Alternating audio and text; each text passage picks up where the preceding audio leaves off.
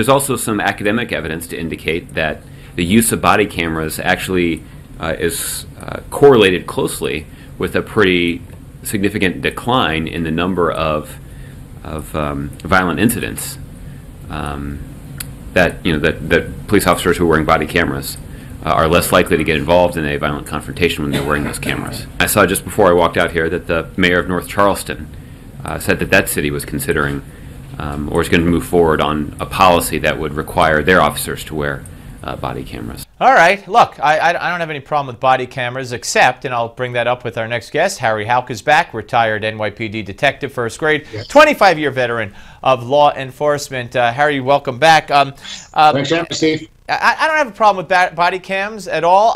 I just, we've all seen this this incident where, and I don't know if it was a body cam or not, to be honest with you, where a police officer is talking to this guy and he wanted to frisk him and then the guy shot him. Yeah, I saw that last night. Do you think that body cams overall are good, or do you think it'll make police officers hesitate even if they have a right to defend themselves and take action? Well, listen, I'm for the body cams myself, but there are a couple issues with it. I mean, is the body cam going to be on when you're riding around with your partner and you're just talking to each other, and picking up the information that you're talking back and forth? Will it go on automatically when you leave your car? What about like when you go to the bathroom?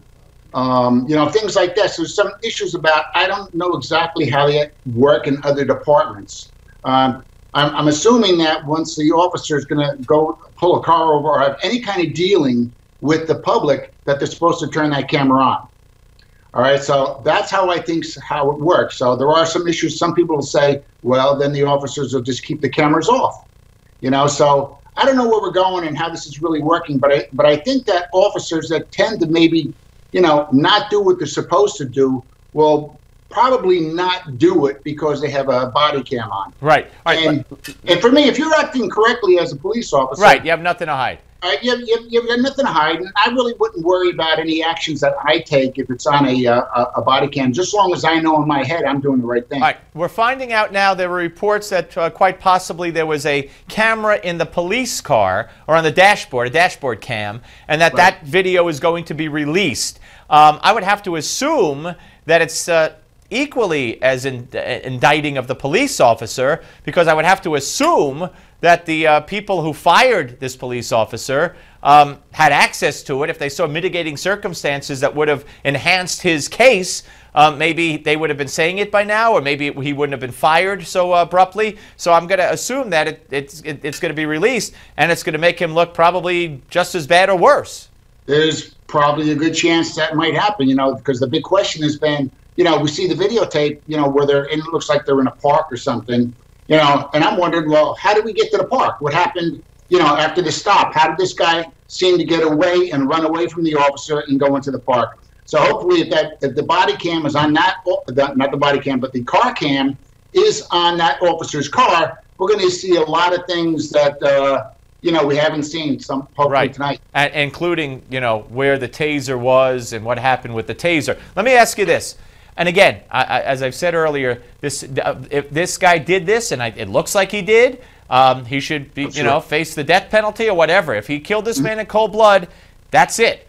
I'm just saying, if there's something to be learned from this, and from almost every single incident you and I wind up talking about and the media winds up talking about, shouldn't this just reinforce the message, don't run from the police? Not that you're going to get shot in the back. I'm not saying that. But so many of these things that happen are you either hit a cop, you run from a cop, you disobey a cop. Just listen to the cop.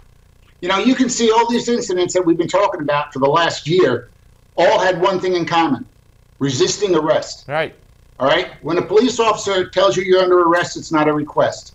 And then all these people who are dead now would probably be alive if they had just complied with the officer. Yep. No, and again, we're not justifying this at all. We're just trying to teach a lesson. That officer's actions at all. I believe that officer should go to jail for the rest of his life.